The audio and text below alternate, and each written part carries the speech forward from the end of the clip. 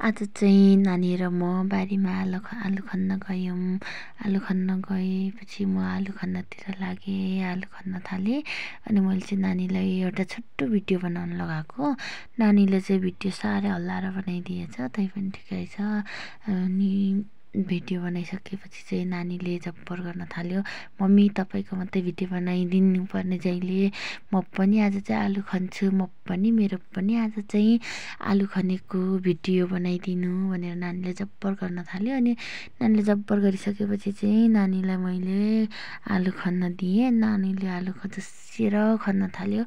आज चाहिँ म पनि आलु खनेको भिडियो बनाउँछु भनेर नानी चाहिँ एकदम जोसिएर खन्दैछ ठुलो कोदालोले। कोदालो उचाल्न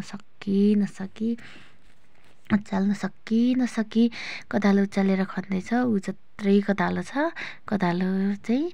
अनि नानीले जोसिएर खनेर आलु काट्नु हुँदैन है नानी भन्दाखेरि मैले चाहिँ नानीले चाहिँ आलु काट्दै के भन्छ भनेदेखि, मम्मी मैले त आलु काटेकै छुइनँ भनेर त्यो काटेको आलुलाई चाहिँ एक आपसमा जोडेर टाँसेर, मैले त काटेकै छुइनँ मम्मी आलु, म त आलु काटेकै छुइनँ भन्दै हाँस्दै लुकाउँदै डालोमा लगेर लगाउँछ। अनि त्यसरी काट्नु हुँदैन नानी, काट्नु हुँदैन, त्यसरी काट्यो भने त आलु बिग्रिन्छ भन्दाखेरि मैले काटेकै छुइनँ भन्दै अर्को आलु देखाउँदै उसले चाहिँ आलु खन्दै लुकाउँदै डालोमा लगाउँदैछ।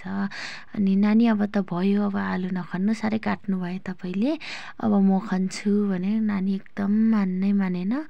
अनि म खन्छु मम्मी, म काट्दिनँ भन्छ। उही खन्दै पछि उसले चाहिँ आलु काटै गर्छ।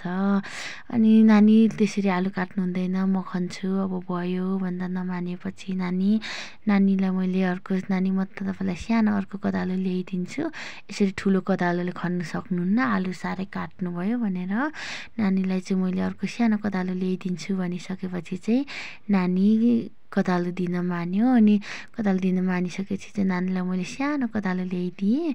अनि सानो कोदालोले खुसी हुँदै खन्यो। अनि खुसी हुँदै खन्दै थियो, एकछिन पछाडि त खुसी हुँदै खन्दै थियो, एकैछिन खन्नी नसक्दैखेरि उसको साथीहरू पनि आइपुग्यो। उसको साथीहरू आएपछि चाहिँ हामी पनि खन्छौँ भनेर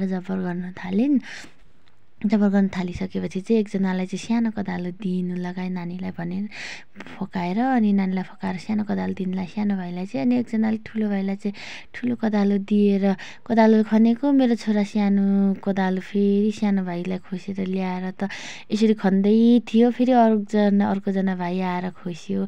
अनि मेरो छोरा चाहिँ रुँदै मेलो छोडेर गयो, उसको खुट्टा पछार्दै पर गएर रिसाउँदै ऊ चाहिँ गयो। अनि यता दुईजना चाहिँ झगडा गर्दैछन्, कोदालो फाल्दै खन्दैछन्।